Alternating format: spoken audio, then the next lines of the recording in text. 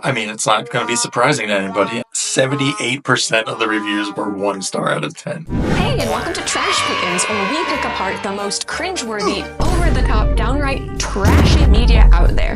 Today, we're going to be reviewing Snow White, Disney's live-action remake from 2025. We decided to pick this film up and review it because it has gotten so much online controversy and press and coverage, and everybody hates it before they've even seen it. So we thought, let's check it out and see what we thought of it. What is the controversy all about, and is it actually warranted? I'm Lisa. I'm Sarah. I'm Frank. Let's get pickin'.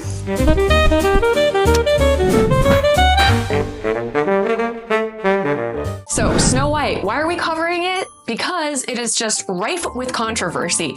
It's become a phenomenon online to hate on it, even years in advance of it hitting theaters. So we wanted to know if this controversy, what it is and what it's all about. Now, for those of you who haven't really been following the Snow White controversies online, we're not going to go through them all, but in short, the main character, Rachel Zegler, has been the target of online troll attacks. She's a Latina actress cast as Snow White, and there's been a lot of hate on her for that, and also for some of her political commentary that she posted on Twitter/X.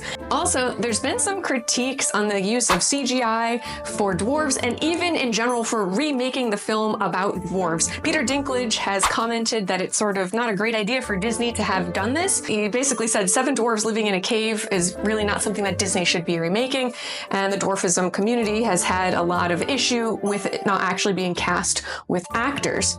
We're here to pick apart the actual content of the film and to determine, is it truly as trashy and as terrible as everybody is saying that it is? So what is Snow White actually about? Now, I'm talking the new Snow White, not the original from 1937. The current new Snow White remake is effectively about a young girl who finds her power. She finds the strength to overthrow an evil queen who has taken her rightful inheritance and brought violence and treachery upon the land. In between, she runs into some weird magical dwarves, a band of bandits, and she has a near-death experience at the hands of the evil queen, but ultimately her love helps her overcome that, and it saves her from herself, and she regains control of the castle and her kingdom.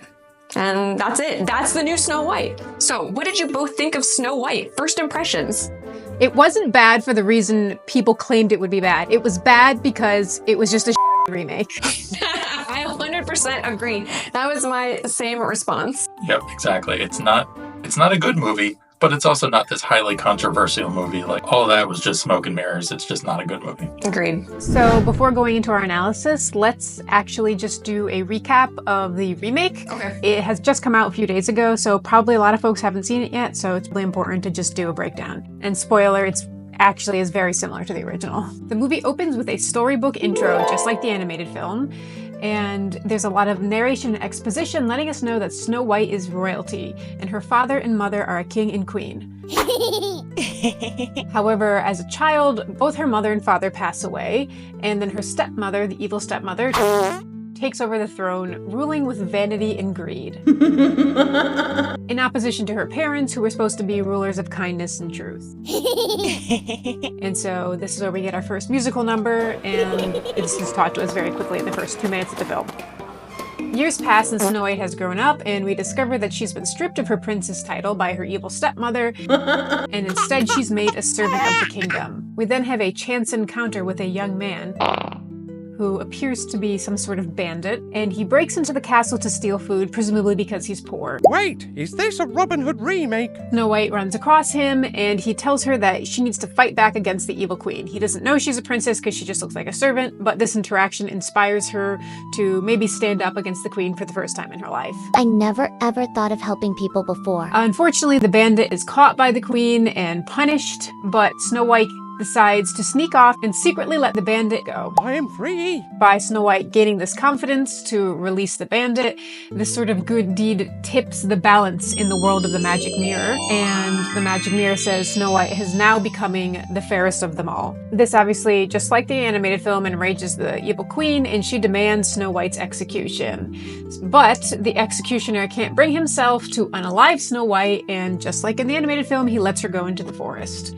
Snow White runs away, away, and with the help of forest animals, she finds an empty dwarf cottage in the woods where she sleeps for the night and rests. Then we are introduced to the CGI monstrosity of the 7 dwarves. And they return home to find Snow White sleeping in their beds. Very quickly, we see that the dwarves are unruly and rude to one another, so Snow White actually encourages kindness and teamwork, things that she learned from her parents. And he teaches these things to them by having everybody clean the house together and having another musical number. By this time, the queen has discovered that Snow White wasn't executed like she ruled, and she's angry. So she sends a big group of guards into the forest to hunt her down and finish the job. Snow White leaves the dwarves, deciding that she needs to search for her father, which she thinks may still be alive, restore happiness and goodness to the land. As she is traversing through the woods alone, the guards find her. But fortunately for her, the bandit boy that she freed from the castle, his name is Jonathan, Why am I here? shows up and helps her. There's a fight scene where this sort of Robin Hood-esque bandits fight the guards, and Snow White teams up with them, and this inspires her to take the throne as the rightful princess and stand up for outcasts like the bandits who live in the woods. During this fight scene, Jonathan takes an arrow for Snow White, and he saves her life. The guards return to the queen, and they tell her where Snow White is. Yummy poopies. Which inspires the queen to disguise herself as an old lady and use her sorcery to take down Snow White, again with a poison apple, just like the animated film. However, Jonathan is still wounded from taking an arrow, so Snow White takes him back to the 7 dwarves' cottage, and the dwarfs somehow know medical things, so they help heal Jonathan and remove the arrow. When Jonathan is healed, he and Snow White spend some time together dancing around the cottage, and they fall in love and they admire one another in a matter of like 40 seconds. Snow White and the dwarves and the bandits all decide that they want to fight the evil queen together. So in order to do this, they decide to all split up for some reason. The bandits go search the forest, the dwarves go back to work because that's very helpful apparently, and Snow White just goes off on her own. Jonathan and his crew are immediately caught by the guards and imprisoned back in the castle. The evil queen also finds Snow White, and disguising herself as the old lady, using her sorcery magic, she sneakily walks up to Snow White in her disguise and gives Snow White the poison apple, which obviously Snow White eats. Eating food from strangers is normal behavior for me. And is sent into a magical coma. And the dwarves return home and cry by her side. Back in the prison, Jonathan realizes that he's in love with Snow White and that he wants to use the strength of love to break the shackles that are imprisoning him, which obviously he does. And once he does this, he runs off into the forest and finds Snow White, who is in a coma, and just like the animated film, he kisses her and wakes her up, because love's true kiss can break the spell. Once awoken, Snow White rejoices. All the bandits, Jonathan, the dwarves, everybody binds together and goes back to take over the throne. When she returns to the town, all of the villagers are happy to see that the princess has returned. She confronts the queen, who wants to fight her, yet Snow White is a pacifist and refuses to engage in violence and instead uses kindness to win back the hearts of the guards, who unanimously pledge their alliance to Snow White instead. This enrages the queen, who runs off into her castle and goes to speak to her magic mirror. The magic mirror then reveals that the phrase, "the fairest one of all," is not about physical beauty or skin color, but about internal beauty, and that the queen is evil because she's a yucky person inside. The mirror then shatters and sucks the queen into a vortex where she's presumably unalive. And then Snow White becomes the queen and restores happiness, and everybody wears the color white and dances, and the film ends. The end. Thanks, Sarah, for sharing that synopsis. And it's really interesting to hear because there are some departures from the original film. So much of it is the same, with a lot of nods toward very iconic moments in the film, but there are some significant changes as well. And now a bit of history. The original Snow White was released in 1937 in LA. It was produced by Walt Disney Productions, and it was released by RKO Radio Pictures. It was actually based on an 1812 Brothers Grimm fairy tale. This is really fascinating because this was the first animated film that was released in the US, 83 minutes long, and it was actually the first cell animated film. So when it was released, it was a big deal, completely new. On top of that, it had this amazing score that brought all kinds of popular music that's really still in the canon today, such as Whistle While You Work and Someday My Prince Will Come, classics that everybody has heard. The budget for it originally was about $1.5 million, which is about $34 million today. It grossed a lot in just the first year, but out of all the releases that it's had, total international releases are 184 million, and translated to today's dollars across time, that's about $4 billion as reported by the New York Times. So this is really one of the top 10 performers in any North American box office. It's a cultural phenomenon. Walt Disney received an Oscar in 1938 for the film. It was nominated for the Best Musical Score Academy Awards in 1938, and it was re-released so many times up until 1990 when it was actually finally released to home video. So Snow White is just sort of like a classic, iconic, the first major Disney film that put Walt Disney Productions on the map and really opened a whole golden age of animation. So with this as the starting point of all of Disney and all of that, you can see that there's a very tall order that modern producers have to try to remake the film. So, you know, in general, it's a big challenge, and there'll probably be critiques regardless. Let's compare this shit.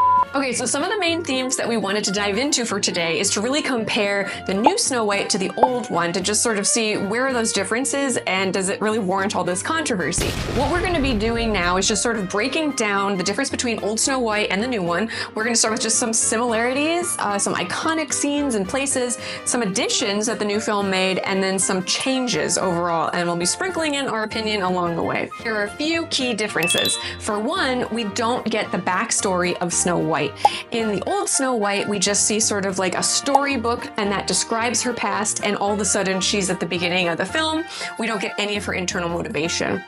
Another main point of departure, when Snow White actually is in the forest and she stumbles upon the dwarves' cabin, it is she and the critters that do all of the cleaning themselves, the cooking and the cleaning, while they sing Whistle While You Work, whereas in the new film, all of the dwarves clean with her. Other than that, they removed One Day My Prince Will Come, which has been a point of contention.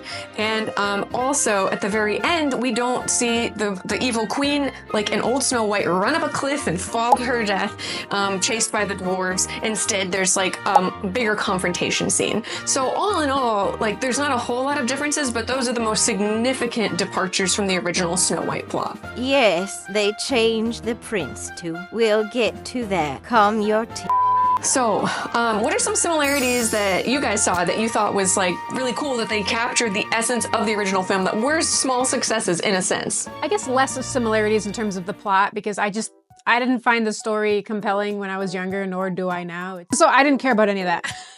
But I did like how they referenced some of the exact like compositions and the exact scenes, like so similar, more similar than remakes usually do. When the dwarves were first introduced in the animated one and in this new one, there's like that shot of the shadow of them projected against the wall as they like march through the mountain. That was the same. Or like when she bit the apple and it like rolls out of her hand. You know, they did a lot of like little fun, I guess, Easter eggs. If you remember the original animation, you're like, oh wow, that was the exact image brought to life. And that was kind of fun. Yeah, that's mostly what I enjoyed too about things that were similar, especially the sequence where she's running through the scary forest and like the trees are grabbing her and everything. Like when we went back and watched the original, it was almost exactly the same thing. It really did a good job with, I guess, kind of honoring the old animation and the sequences that they put together, and I appreciated that. Yeah, Frank and I rewatched the old Snow White, obviously, to be able to do this comparison, and there were such small references, like when in the new Snow White, Dopey is moving through the mine and he takes these diamonds and he puts them on his eyes and he like looks around and you see them all constellated in the facets of the gem. There's like the exact same scene. It's so minor, but it was sort of like homage to the original here and there, sprinkled in. The only one that I was sad that they didn't include is, I remember in the animated one, there was this like scene where she's cleaning the house with all the animals, and I don't remember which animal it is. Maybe like a squirrel is like sweeping, and it goes to sweep the pile of dust under the rug, and she goes, Not under the rug! And I remember as a child, like, I remember you and I, Lisa, we would always like do that to each other. It was like a weird joke every time you're sweeping to like, and so I don't know if that was just our family, but I was like hoping that would be in the new one, and it wasn't. Yeah, the animals got off kind of easy in this one. They didn't really have to do much. They just ran around a lot. They didn't have to do the cleaning. I was gonna say the other thing too, honestly, is that I actually felt the costumes were pretty similar. I know that like her dress got a lot of controversy. People wanted it more similar, but I kind of feel like if you look at any remake, like the costume designer or whoever comes up with the initial concept always just like deviates completely from the animated film. And I was like, I know they had a lot of different costumes, but there was like that one scene, for example, where the evil queen was singing about taking over the kingdom. She actually almost had like the exact outfit with the cape and the purple lining on the inside. And I was like, wow, like rarely do they even choose the same colors for the outfits. Like we just watched Borderlands and like they didn't do 1-for-1 outfits at all. Like, so I know people were really mad at the slight changes in this movie, but I was like, you never find remakes that even honor the costumes. Like, so that was kind of cool. I agree. And I thought they did a fabulous job with the evil queen's costuming as well. Beautiful. All right, so what are some of the big changes that they made? There are a lot, and there are some things to really dig into. So the first is effectively the dwarves. Now, they were animated, but in a live action, you would expect them to also be live action like the rest of the characters, but instead they are these like very awkward, clumsy CGI roly-poly dwarves. So, your thoughts? Okay, I have a really hot take. I love them. Okay, and it's because, all right, the animation, and I know this is weird to say, but it was so good. Like the textures, like on their faces, like the hairs, like that sort of stuff. Like it was modeled really well, but then like their movements were like partially rotoscoped and it like was very realistic, but on oddly proportioned bodies. So it was so incredibly uncanny, like to have such realistic skin texture and realistic movements on just like weird creature-esque, like they weren't even quite human. I don't know, like, and because of that, I was like, this is so uncomfortable and I loved it so much. I know that's why people hate it, but to me, I like loved looking at them the whole time. So you like love the absurdity of it in a sense. It sort of hit the mark in terms of trash and absurdity. Yeah, exactly. Yeah. I mean, I also do think that the modeling of the actual like characters is done really well. Like the CGI was good in that aspect. I didn't hate it, I guess. I mean, I thought the CGI was good at times and distracting at other times. If you're gonna do a live action remake, you should make as many of the characters live action as possible, just on principle. Otherwise, are we looking at like 20 years down the line, there's going to be another real live action remake where they make the rest of the characters for all you know? Probably not. Not after what's going on with this, but it's not really a live action remake. Only like a handful of characters are actually real people you left out. You know, half the cast.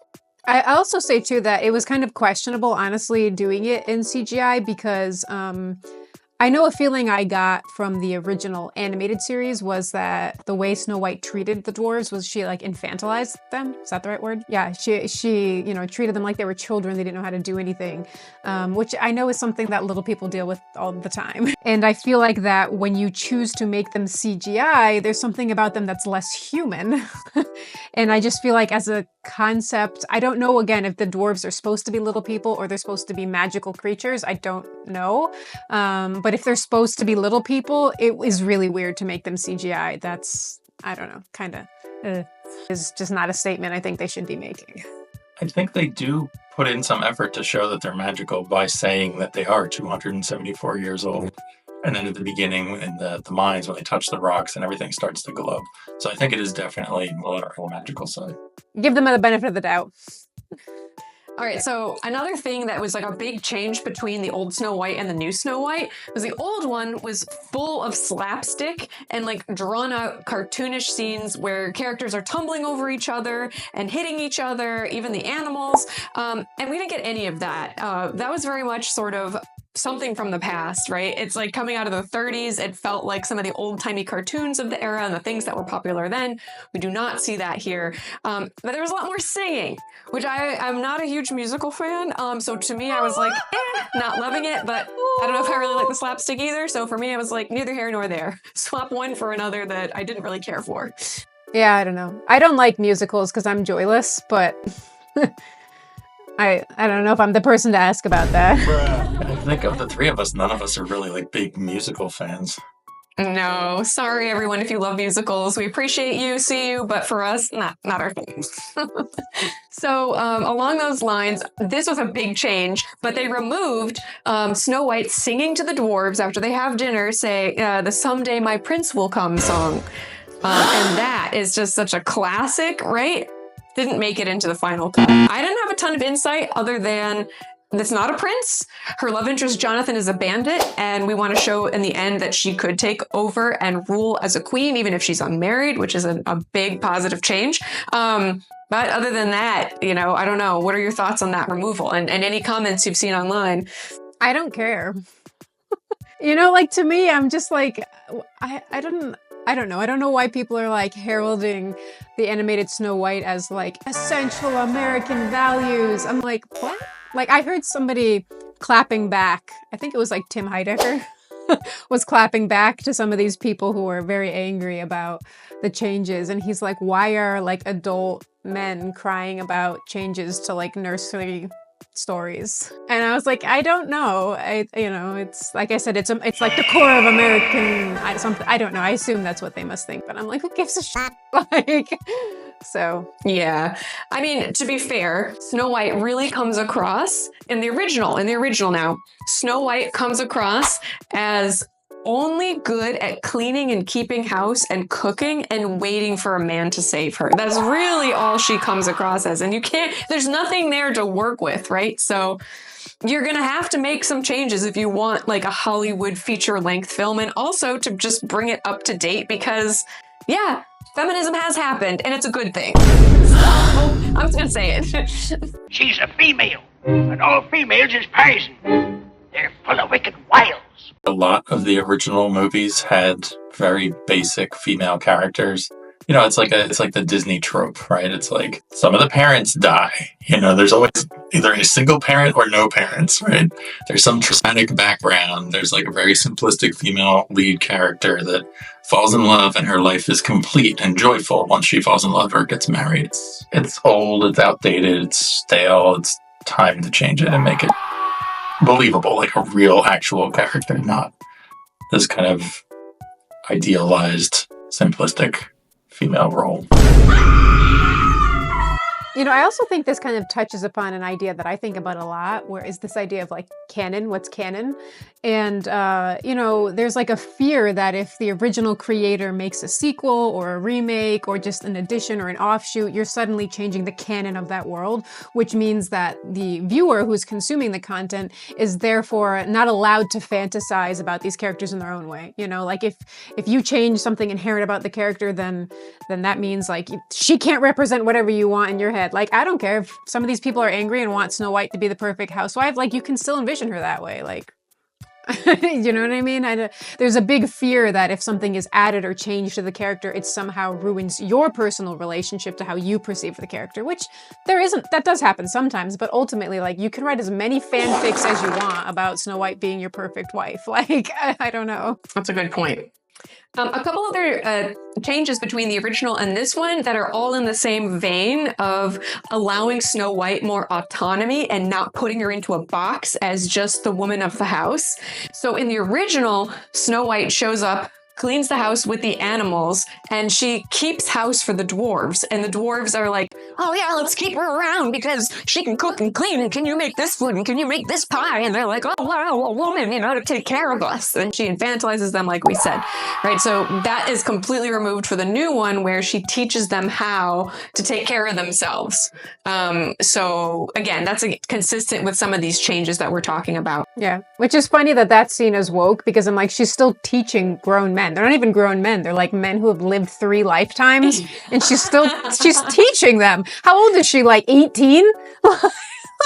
Like what? Like to me, I'm like, this is no different. She might as well have swept it under the rug. Like, Yeah, no, I agree. I think the changes that they made between the interactions of Snow White and the dwarves were definitely better in multiple ways. Like better because it doesn't have Snow White taking on this like instant mother figure to these like man children, and better for the dwarves because they're not being infantilized or treated like children.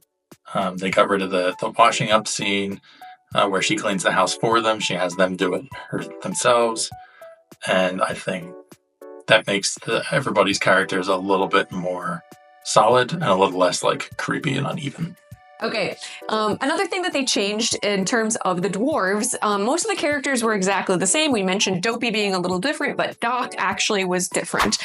So in the old Snow White, he was always stumbling over his words, saying things backwards, inverting them, and then in the new one, he comes across as a whole lot more intellectual. So I don't know if you guys had any thoughts about that change. wait, so in the animated one, Doc was basically dyslexic?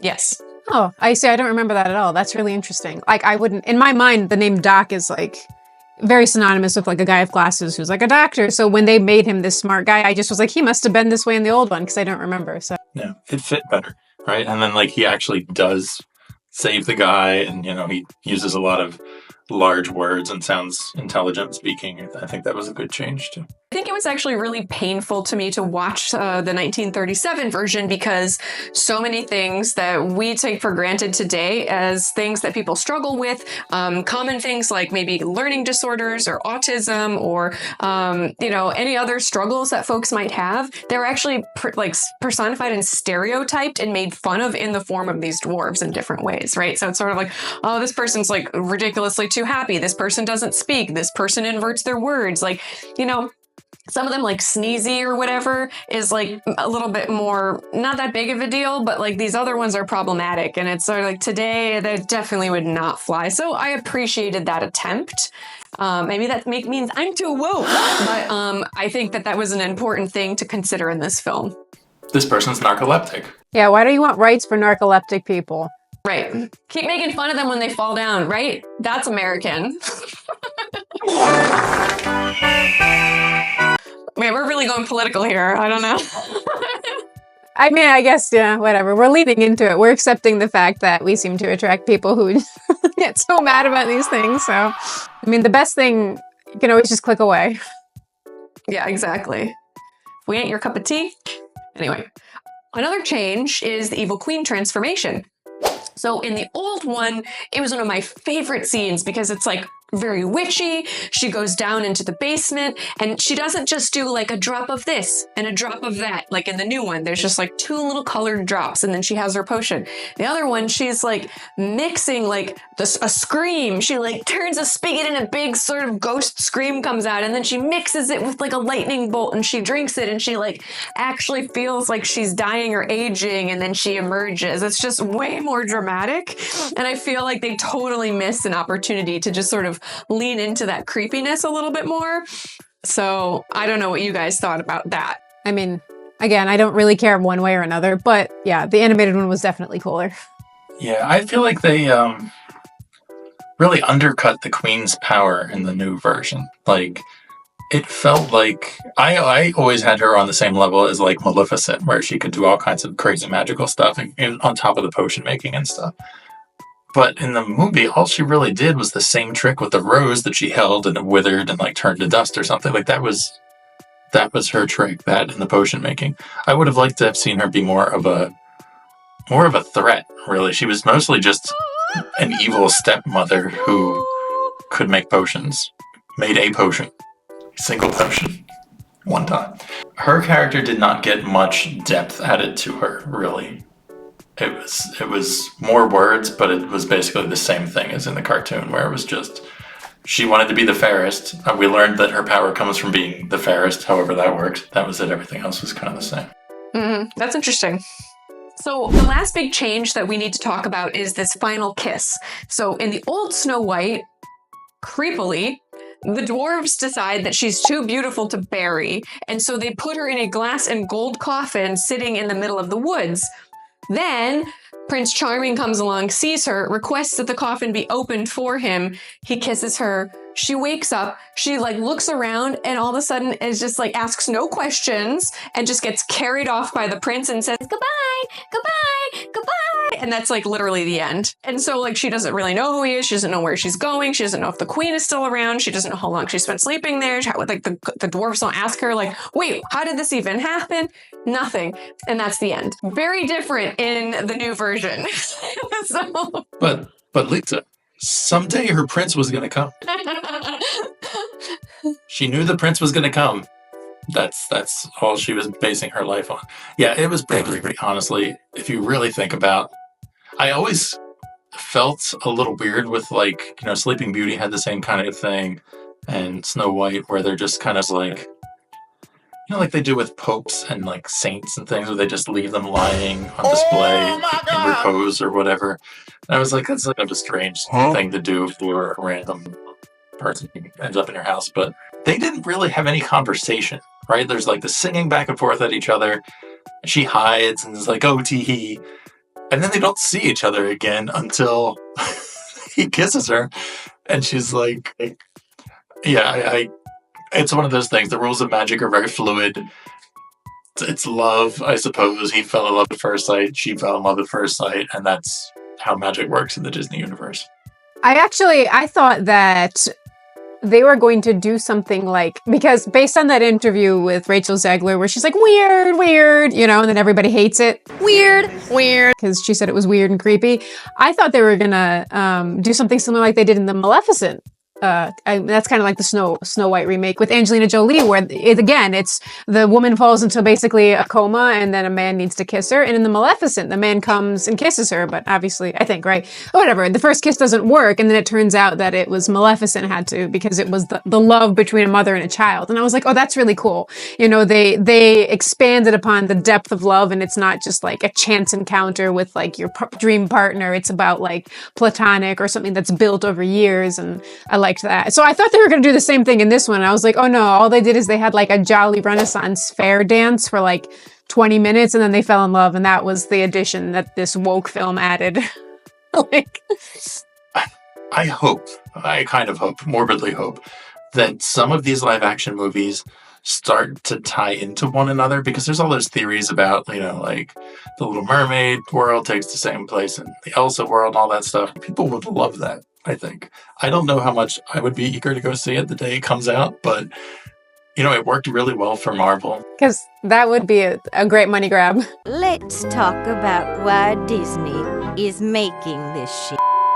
Yeah, so this is a live-action remake, as we've been saying over and over, and Disney is kind of getting known for doing these things. They've produced a couple dozen of them at this point, and even the previews before this movie showed was Lilo and Stitch, the live-action remake.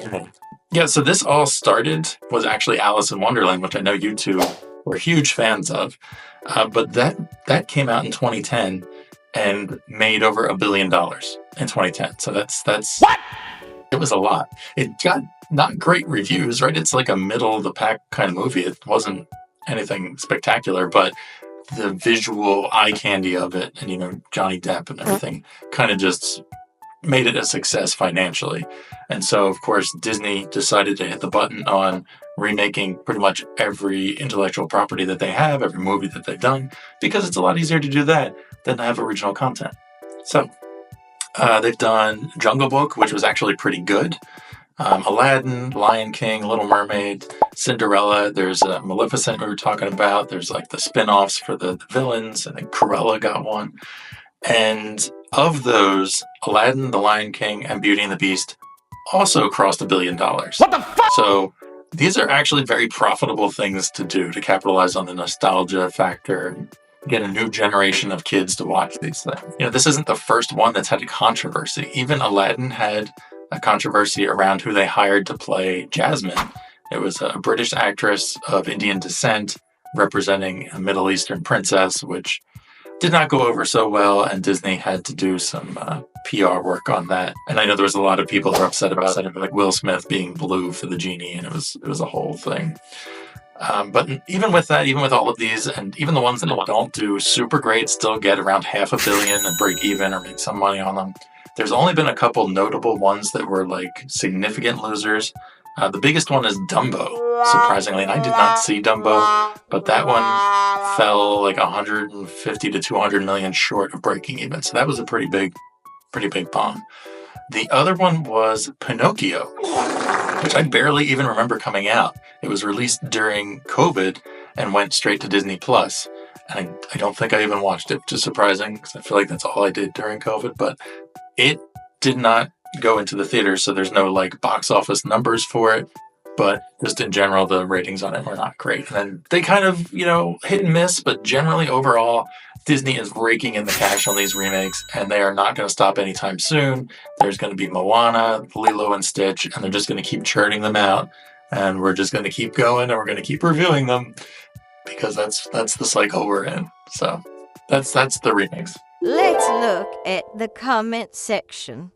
Said no one ever. All right, so Frank, we already know that there's a lot of controversy. We've been talking about it throughout this video, but I think you saw some really interesting stuff online. So do you want to share some of the comments and ratings you found? I mean, it's not going to be surprising to anybody. I have a graphic here that shows kind of the distribution of ratings on IMDb, and it is significantly weighted toward the ones. Like 78% of the reviews were 1 star out of 10.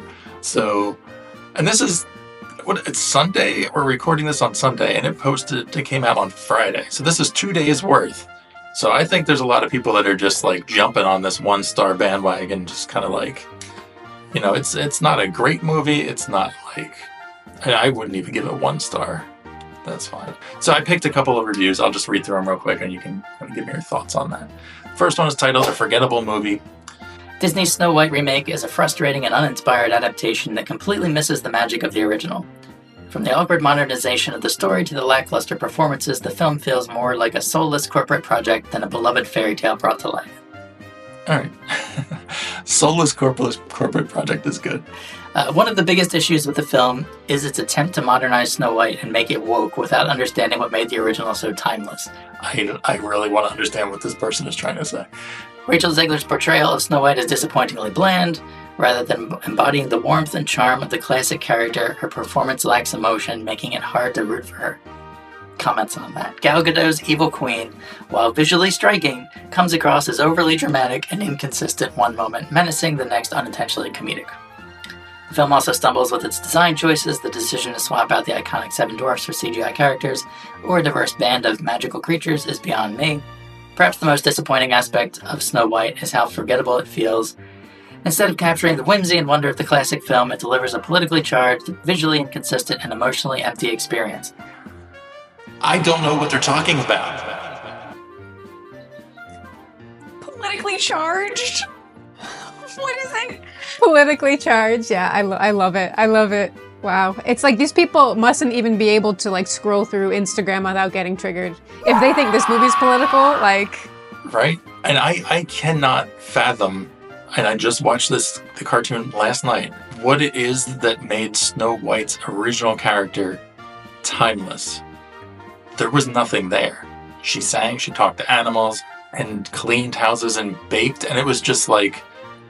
I would not call that timeless. I wouldn't pluck a housewife out of the 50s and say that that's timeless. I did notice, and I don't know that there's anything to this, like Sarah, you'd probably be better investigating this than I did. A lot of the reviews used the words modernization and soulless, like a lot. And it was surprising. So I kind of noted that, but. Hello, I am ChatGPT. I will write your reviews for IMDb. Welcome to the dead internet. Yeah, I really wish that they would define what they mean by woke because I don't understand what they're arguing. Yeah, I don't know. This feels like I was trying to find reviews that were like clearly people who were just pissed because it was a woke thing, but couldn't really explain why they were upset. Like this guy makes some points, but it's also kind of like hand waving and vague. I think removing misogynist comments and stereotypes of women is seen as woke. That is my guess. So like, oh, Grumpy can't talk about women's wicked wiles anymore. Oh, we're so woke. Or, oh, she's not cleaning the house for them. She's making them do it themselves. Like, wow, how woke is that? That doesn't feel woke to me. That just feels like being rebalanced for the current timeline. You know, if these people are upset about this film, imagine when they find out that there's a called Snow White and the Seven Dwarfs. That's really going against American values. I'm sure they love it. I'm sure they love it. The next one is a good one. It's 9 out of 10. But the title is It Is What It Is. Love that saying. Took the family to watch it tonight. My 6-year-old loved it, and so did the 12-year-old. It's just simple Disney. I enjoyed it and didn't drift off, so that's praise for me. I thought the CGI dwarfs are funny, but I think Disney couldn't win whatever they did as far as that argument went. I did sit there waiting for some kind of battle. I'm glad I wasn't alone. Or non-comic fight, but then remembered I'm here for my little girl. The songs were nice, and Hi Ho Hi Ho will be stuck in my head all weekend. It's a kid's film for little girls to learn that being brave and they can be heroes. That's what Disney is for. Why overthink it? That got downvoted 1,600 times. Holy sh! Wow, it's true actually. I don't know why we haven't talked about that yet. Why do we? I mean, I know there's a nostalgia factor, but like I said before, it's a kids thing. Like this should be for kids. Like grow up millennials, grow up Gen X. Like people who are like, my pie making wife. Like why are you complaining about Snow White? Go ask your wife right now to make you a pie. Like it's for kids. Like who cares? Yeah, see, that's the weirdest thing about this. Like, it's not a good film. It's a reboot. Reboots are generally just money grabs, and they're just like meh. Like, there's nothing memorable about it. It's just a thing to make money, and that's fine if you want to be critical of that. But nobody's being critical of that. This is like reminiscent of Yelp reviews where people try to come off as like erudite and like have like very well informed like opinions. Oof, that was a doozy. Let's wrap this shit up.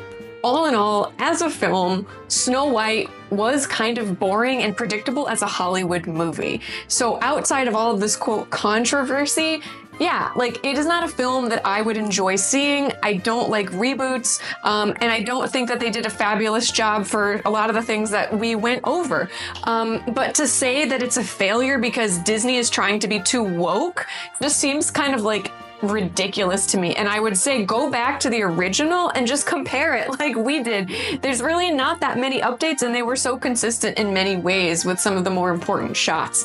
And if you feel like a woman's place is to be at home baking you pies, cleaning your house, and waiting for a man to come save you, then sure, maybe you're upset. But you know what? Don't go see the movie and just don't care. Like, that's all I have to say. It's really not that controversial. Like, if you feel like that your values are being attacked so much by the subtle changes in this film, like, just don't go see it. Like, I wouldn't recommend it because I don't think anybody should be paying Disney more money to go in general. Like, but overall, like, I wouldn't recommend it. If you're looking for a woke film, don't go see Snow White. Like, you know, and if you're upset by whatever this is, then don't go see it either. Like, no one should see it. Somehow it fails both ways, right? It's not really woke enough to be promoted as a woke version of Snow White, and it's not really not woke enough to be like the same traditional stuff. So it kind of falls in that gray area in the middle where they tried to maybe please everybody and then just made like a not great movie. I know there were a lot of production issues, and they had to do a lot of reshoots and all kinds of stuff. So maybe that plays a part in it, but it just kind of, it's a movie, it's in the middle of the road, it's kind of, I imagine kids will like it more than adults, and you just let it go with that. Yeah. If you have a child, like, there's nothing wrong with it. It's fine. Go see it. It's silly. It's cute. That's what it is. If you are an angry adult, then like shut up. That's it. That's the takeaway. You know, or make a YouTube channel like us and complain. Like, that's the only options. Like, stop caring about 1812 fairy tale remakes in the modern day and go do something more productive. There's nothing more productive than complaining online. Sound advice from the Trash Pickins crew. Thanks for watching. Don't forget to like and subscribe and follow us because we're going to be dropping more trash soon.